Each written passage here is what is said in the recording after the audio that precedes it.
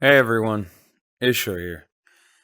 It's been a while since I posted an update, and a lot has happened in that time, both in my own life and in the wider world around us. I want to share some personal reflections, some things I've witnessed, and where I feel we are headed. It's not easy to talk about, but it's real, and I think being real is the least we can do right now. Something I've noticed is that people hesitate to hire me because of the name I carry, because of expectations such as spiritual people should work for free, like some form of liberal communism. They expect someone who is spiritual to just give away wisdom, healing, and services for free. And it makes you realize how much people take advantage of spiritual people. They want the benefits, the shortcuts, the reward, but they don't respect the work or the time that goes into it. Over the past few months, I worked in a virtual nightclub, being a DJ, bouncer, staff, even admin on Discord, working uncomfortable hours from 9 p.m. to 8 a.m. And to be honest, it didn't work out. The people there, most of them just cared about alcohol, escaping the daily grind. A lot of them were drinking excessively and not having much interest in spirituality or personal growth.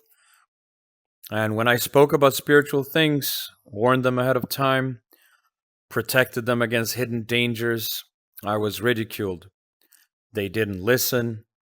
Even my boss dismissed my warnings. I wasn't just wasting time. I actually protected the owner from black magic attempts, manipulation, and fraud. But no matter what I did, people dismissed me as if I was talking nonsense. The irony is that now the owner is facing difficulties with the very things I warned about, and it's going slightly downhill.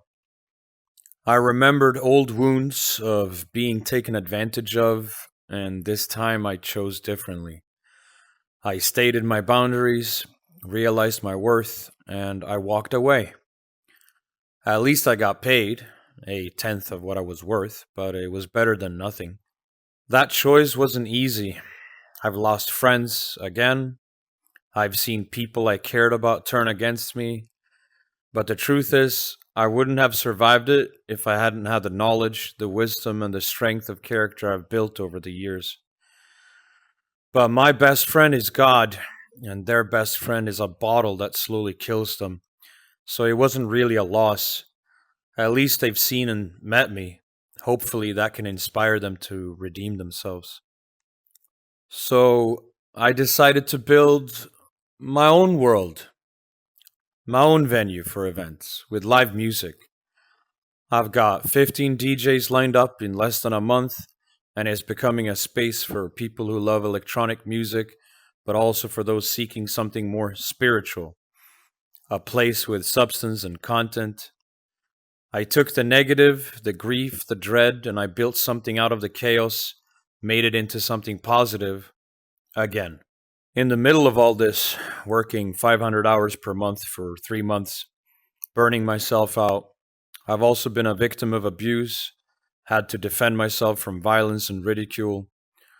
After turning your cheek 100 times, I became Ipman. And if you bring lies and illusions to me, they will be destroyed.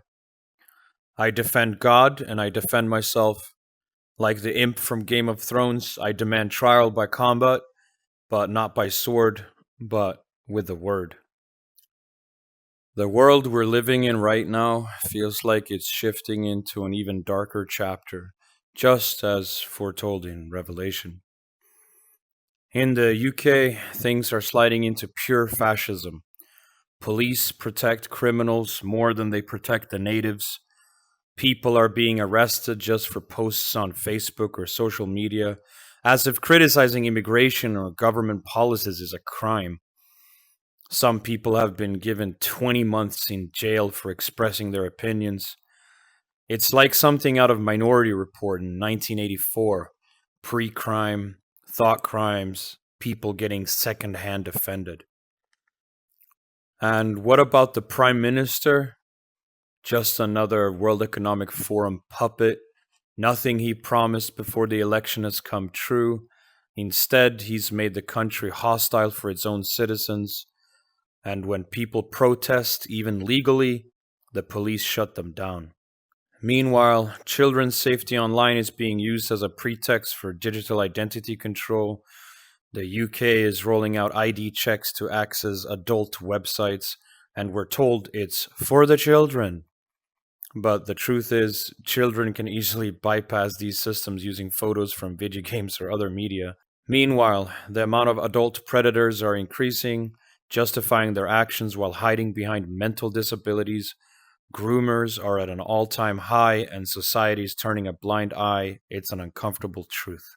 The King of Great Britain has also abandoned his own faith in favor of the religion of immigrants. Many people consider him to be a traitor to the oath he swore, but they should know that he is in bed with the World Economic Forum people as well, and all this is probably planned and staged for what people have called the Great Replacement. The general idea is that citizens in Western countries are becoming too aware of certain rulers and politicians in certain countries, and that their intelligence is a threat to the powers to be. So they seek to have Western people in Western countries replaced by other groups of people that are more susceptible to control.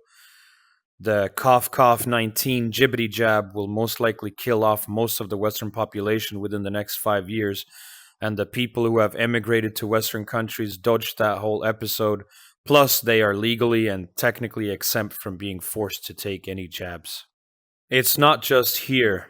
In the US, the leadership is hollow words. The president says a lot but delivers nothing.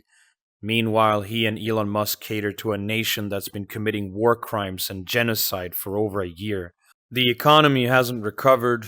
Inflation continues to rise. Debt is at an all-time high, and people are in survival mode. Kindness is fading. Selfishness is rising. People focus on themselves, and the stress shows in their interactions. And then there's the online world. Social media is splintered and censored. Platforms that promised free speech lied. More people are getting suspended than ever. Racism and extremist ideologies are creeping back in, almost as if the system wants us divided.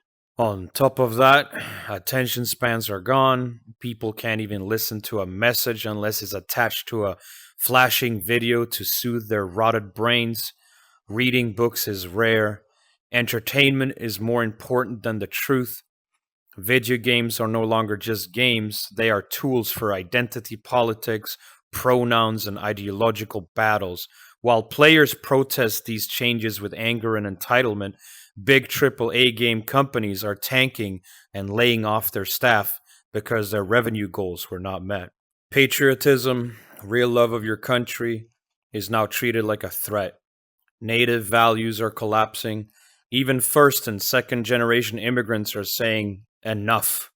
Flags that once represented heritage are now controversial, while foreign country flags in native lands go unchallenged. It's absurd. But here's the thing. I can't shake the feeling this is intentional. Governments and corporations want people angry, divided, and emotional. If we react too strongly, they can justify arresting us, censoring us, and controlling us. Free speech has become the battleground of our time. Every offense is now a weapon to justify more authoritarian control. We're seeing think tanks like the World Economic Forum, BlackRock, Tavistock, Council on Foreign Relations, Palantir, the Bilderbergs, quietly buying up power while we argue over social media posts. Meanwhile, AI is replacing workers, massive layoffs are hollowing out our infrastructure. This could be the setup for a future collapse where only one company, one government, or one system controls everything. Add the digital IDs, social credit scores, and fact checker truth police, and you've got the perfect invisible cage. It won't stop at censorship. Once the system is in place, books will be banned, religious scripture outlawed, ancient philosophy will be offensive, open discussion will vanish, wrongthink will become a crime. That's how every totalitarian regime in history began, erasing the past so people forget who they are and where they are from. Global events are also reinforcing this. Wars in Ukraine, drones, chemical warfare, and counterattack shows that governments are racing to control the battlefield in ways we cannot yet predict.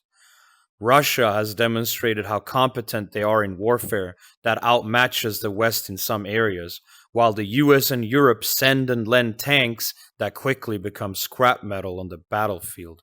The technology gap is widening, and this instability will likely affect civilians in ways most people cannot foresee. The worst prediction about the wars is that the technology they are developing and testing there will somehow be used domestically in Western countries. After they polarize and divide people, they will use drones with face recognition and weapons to attack dissenters and wrong thinkers. Unless people wake up, every comfort we cling to will be used as chains around our neck. AI, social credit score, controlled speech and self-censoring, censored and redacted mainstream history, politicized games and entertainment, it's all a slow tightening of the noose. Klaus Einol Schwab said that China is a role model, and the authoritarian fascist regime that is China, hiding behind the mask of communism, is slowly coming to the rest of the world, as if their proof of concept is a beta test of what is to come for the rest of us. On my main Alchemy channel, I'm about to wrap up Season 3 of this year and prepare for the next season. When I look at what I've accomplished, it's quite impressive. Over 20 videos that are mini-series, documentaries, and presentations. It's just a matter of time before people start taking it seriously and start listening. There are way too many lies and deceptive people out there trying to hide the truth about our planet and history.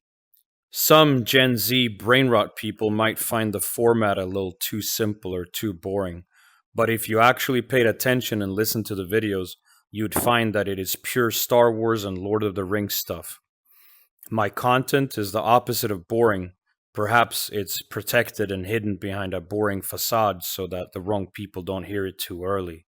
I've asked ChatGPT about the factualness of my scripts for every video. It scores it around 9 out of 10 on average. So it's not a load of hogwash, but it is shocking content that goes against the scientific mainstream and the narrative that they've presented.